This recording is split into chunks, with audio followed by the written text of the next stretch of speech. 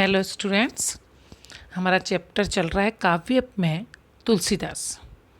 तुलसीदास के अंतर्गत हमने 2 चौपाई पढ़ ली थी और उसमें लक्ष्मण और परशुराम के बीच के संवाद पढ़ रहे थे कि किस प्रकार परशुराम अपने शौर्य और पराक्रम को दिखा रहे हैं लक्ष्मण को, और लक्ष्मण व्यंग में और क्रोध में उनको जवाब दे रहे हैं। उसी को आगे बढ़ाते हुए तीसरी चौपाई। बहसी लखनऊ बोले मृदुवाणी, अहो मुनिसु महाबट मानी। बहसी लखनऊ लक्ष्मण हंसते हुए मृदुवाणी मधुर वाणी में बोले, अहो मुनिसु महाबट मानी। मुनिश्रेष्ठ, माना कि आप महान योद्धा हैं। महाबट यानी महान योद्धा हैं, ये बात मानते हैं हम। पुनि पुनि मोही दिखाव कुठारू। आगे व्यंग में कह रहे हैं कैसे मानते हैं महान योद्धा, क्योंकि बार बार आप मुझे कुठार दिखा रहे हैं। कुठार जो उनके हाथ में शस्त्र है वो दिखा रहे हैं। वो कह रहे आप बार बार दिखा रहे हैं, पता चल रहा है आप महान योद्धा हैं। चहत उड़ावन फूकी पहाड़ू। व्यंग में आगे लक्ष्मण बोलते हैं चहत चाहते हो, उड़ावन यानी उड़ाना, फूकी यानी फूक, पहाड़ू ऐसा लगता है कि आप एक फूक से पहाड़ उड़ाना चाहते हैं। यानी आप सोचते हैं आपका कुठार देख के हम डर जाएंगे। यह कुम्हड़ बत्तिया कोई नहीं। यहाँ पर कुम्हड़ बत्तिया नहीं है कोई भी। कुम्हड़ बत्तिया एक पौधा होता है, जिसे आपने सुना होगा, छुई मुई का पेड़ पौधा, जिसको उंगली दिखाओ और मुरझा जाता है। तो लक्ष्मण कह रहे हैं शायद आप हमें वही सोच रहे हैं। हम कुम्हड़ बत्तिया का पौधा नहीं है जे तर्जनी देखी मरी जाई। जिसे तर्जनी दिखाई, एक उंगली दिखाई और मर जाएंगे। इतना कमज़ोर हम नहीं हैं। देखी कुठारू सरासन बाना, कि वो तो आपके हाथ में कुठार, धनुष, वाण ये सब देखा।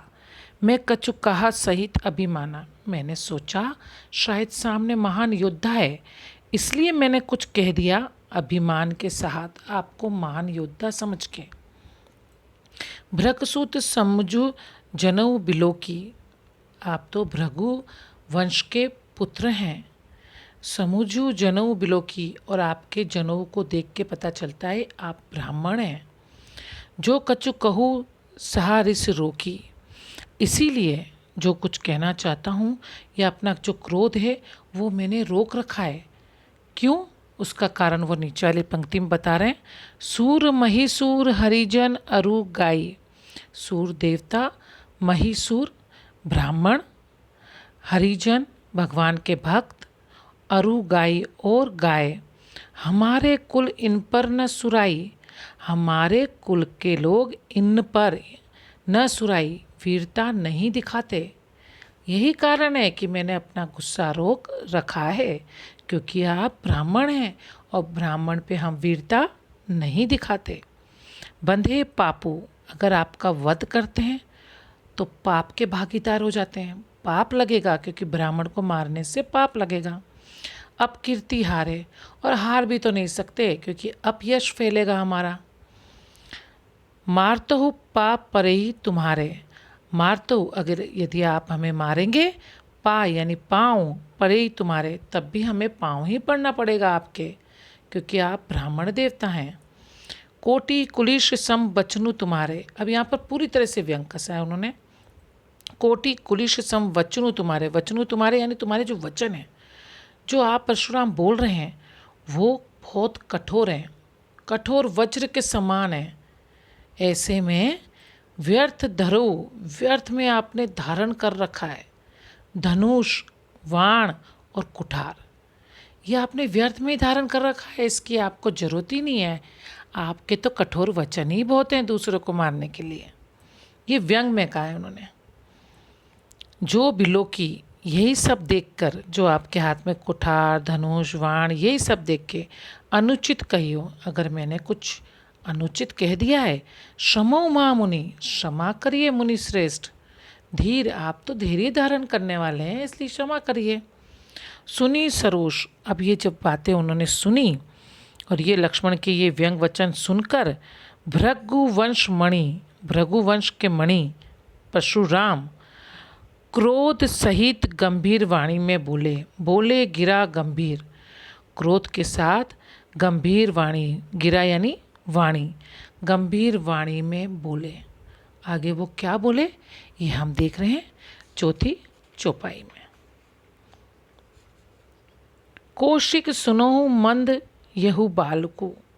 कौशिक यहाँ विश्वामित्र के लिए कहा है, जिनके साथ राम आए थे सभा में, कि हे विश्वामित्र सुनो, यह बालक बड़ा कुबुद्धि वाला है, मंद बुद्धि का बालक है ये। सुनो मद येहु बालक, ये मंद बुद्धि का बालक है, कुटिल है, कालवश नीच कुल घाल को। ये कुटिल है, ये अपशब्द कहने वाला है, कुटिल है, काल बस लगता है इसकी मृत्यु आई है, निच कुल घालक इसलिए अपने ही कुल का घालकू यानी नाश करने वाला बालक है ये।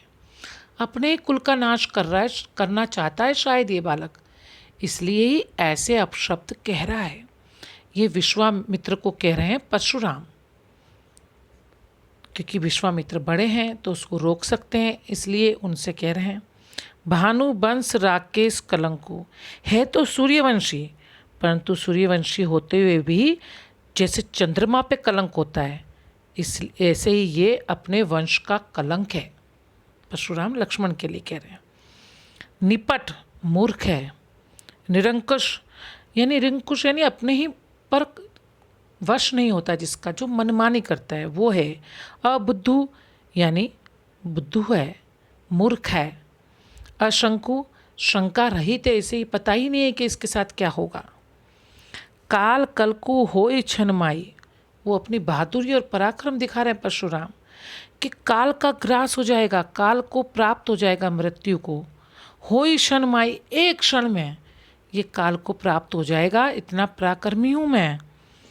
कहो पुकारी खोरी मोही नहीं, और सबको पुकार के कह रहा हूँ जो भी यहाँ सभा में हैं।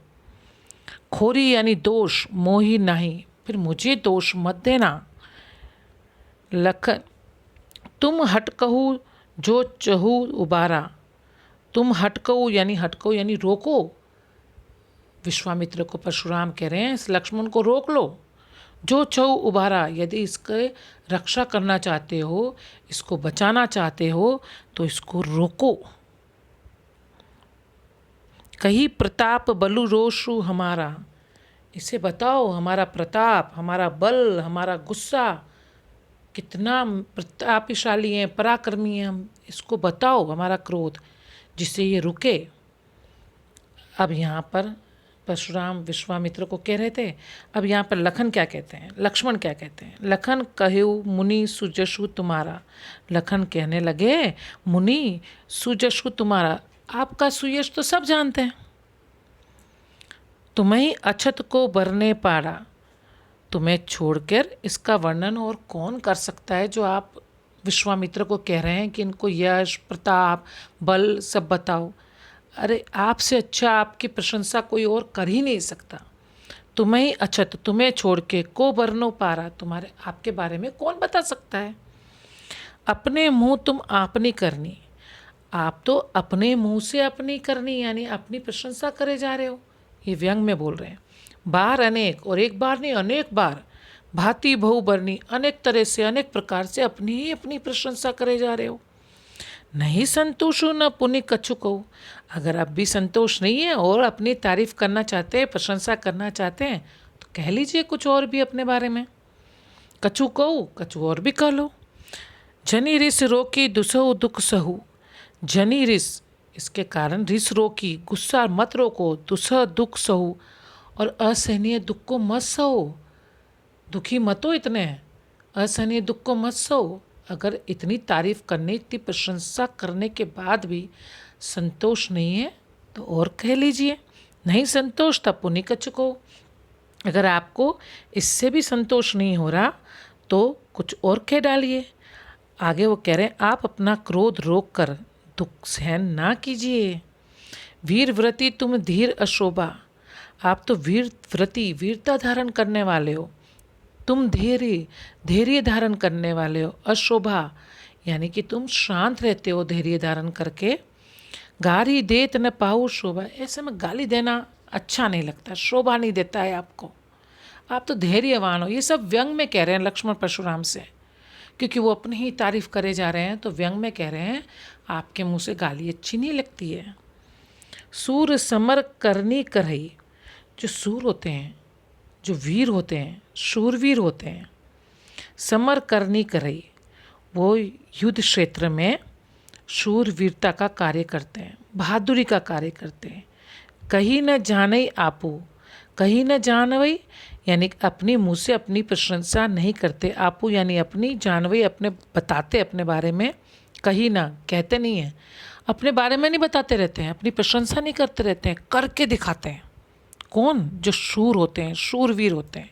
सूर समर, समर यानी युद्ध क्षेत्र में, सूर यानी शूरवीर जो होते हैं, करनी करे करके दिखाते हैं।